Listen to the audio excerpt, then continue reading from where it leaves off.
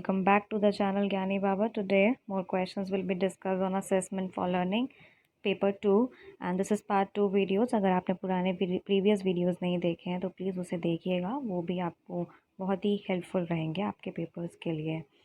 So let's get started. Question 1 for today: evaluation that monitors learning progresses.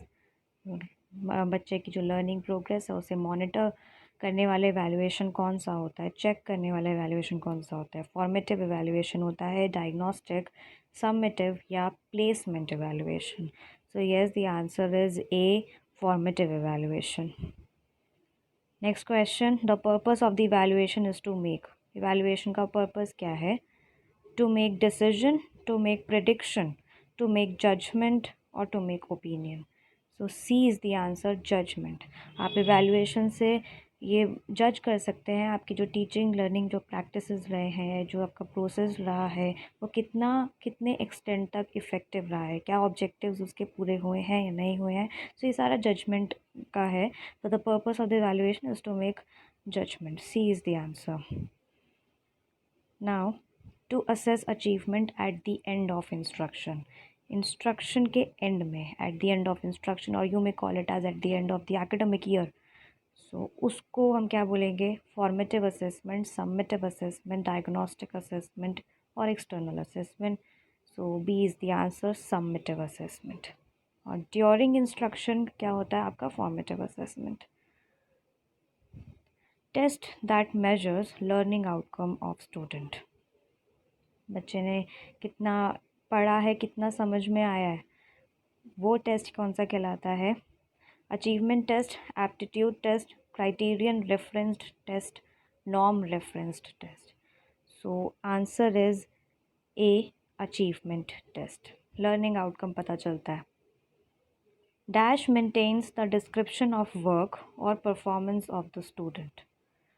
बच्चे की कुछ performance के बारे में, कोई भी उन्होंने काम करा है, कोई इवेंट हुआ है, उसकी डिस्क्रिप्शन कौन सा रिकॉर्ड मेंटेन करेगा? Cumulative record, feedback, interview, anecdotal record. So answer is anecdotal record. The alternative name of the table of the specification is test blueprint, test construction, test administration or test scoring. So answer is A, test blueprint. इसे हम test table of the specification भी कहते हैं. Which of the following is false for achievement test? Achievement test के लिए इन चारों में से कौन सा गलत है? They motivate students to learn.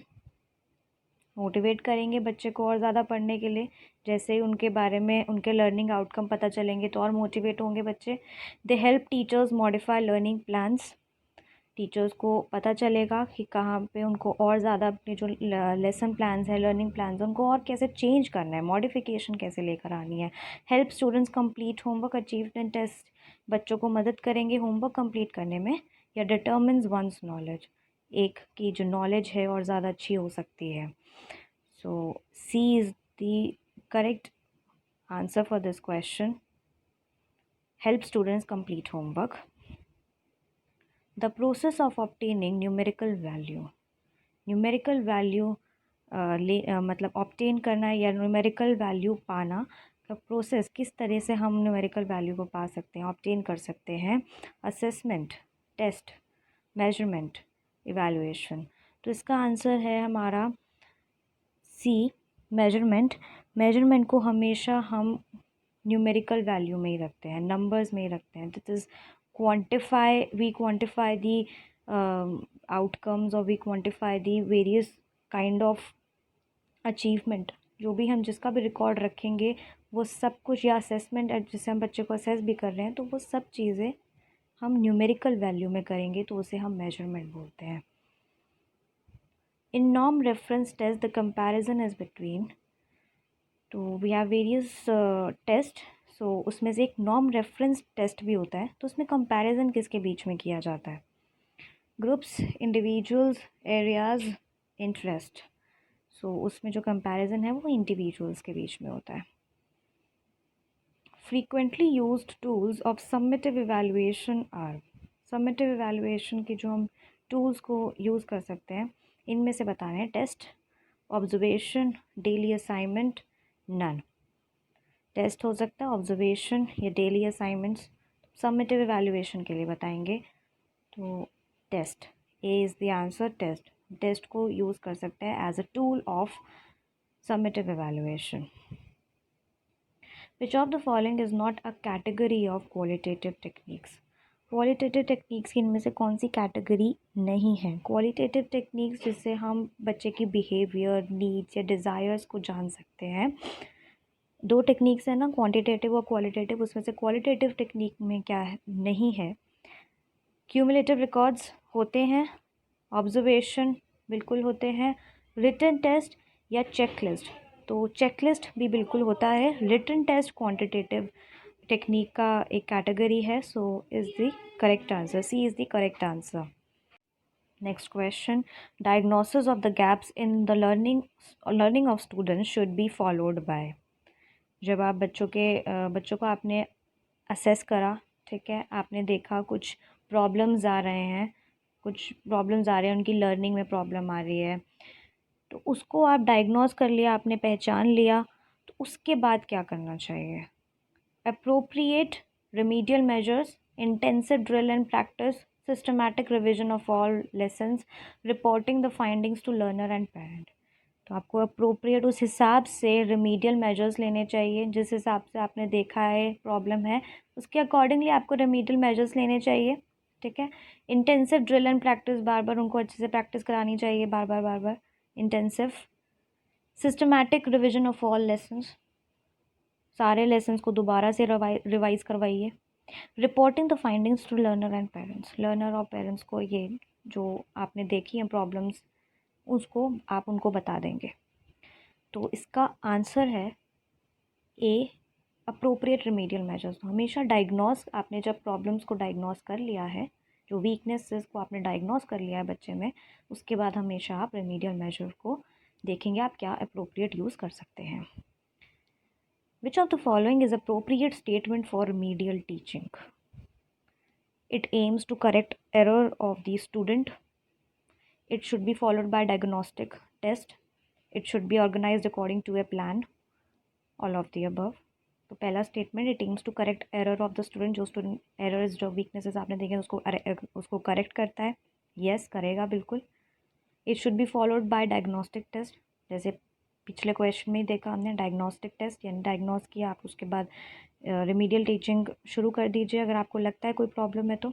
It should be organised according to a plan, जिस तरह से आप अपने जनरल टीचिंग उसको प्लान आप करेंगे, वैसे ही रिमीडियल टीचिंग को भी आप ऑर्गेनाइज करेंगे अकॉर्डिंगली, और उसको फिर आप पढ़ाएंगे। So all of the above is the correct answer, D option.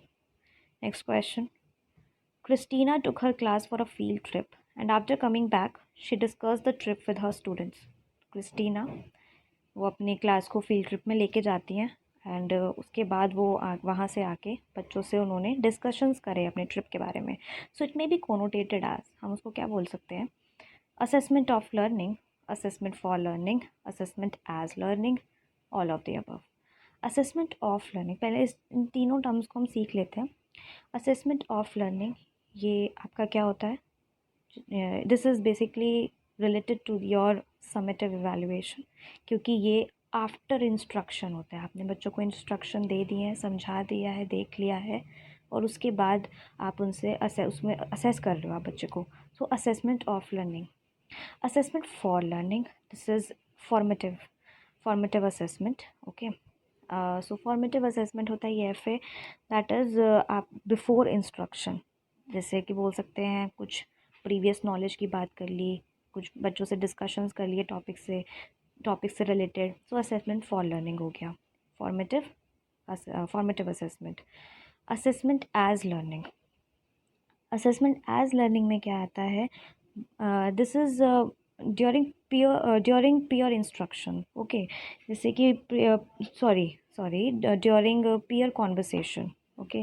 तो पीयर कॉन्वर्सेशन पे जब बच्चे आपस में ही बातचीत कर रहे हैं और चीज़ों को समझ रहे हैं, जो भी टॉपिक उन्होंने लिया है उसको समझ रहे हैं, उसको सेल्फ असेसमेंट भी कह सकते हैं, इसको पीयर असेसमेंट भी कह सकते हैं, okay. So assessment as learning, ये आपस में बच्चे कर रहे होते हैं। सो और ऑल ऑफ द अबव। सो इस चीज़ को हम क्या करेंगे, तो टीचर है वो फील्ड ट्रिप में क्लास को लेके गई और फिर वापस आई, उनसे इस बारे में देखा, तो असेसमेंट ऑफ लर्निंग, क्योंकि ये इंस्ट्रक्शन के बाद हुआ है, ठीक है। तो of learning after instruction, for learning before instruction, ये चीज़ आपने ध्यान रखनी है। Of learning summative assessment, for learning formative assessment. Okay, next question. Which technique is used for evaluation of interest, attitudes and values of the students? कौन सी technique आप use कर सकते हैं इंटरेस्ट, एटीट्यूड्स और वैल्यूज़ को इवेल्युएट करने के लिए? Rating scale, cumulative record, checklist, self assessment. Rating scale नहीं होगा, cumulative no, self assessment no, this is checklist. आप चेकलिस्ट के द्वारा, चेकलिस्ट के थ्रू और उसको यूज़ करके आप बच्चों का इंटरेस्ट, वैल्यूज़ और एटीट्यूड्स को इवेलुएट कर सकते हैं। सो yes, that's all for today. If you like this video, please comment, share and subscribe, and if you want more such videos, comment below. Thank you so much.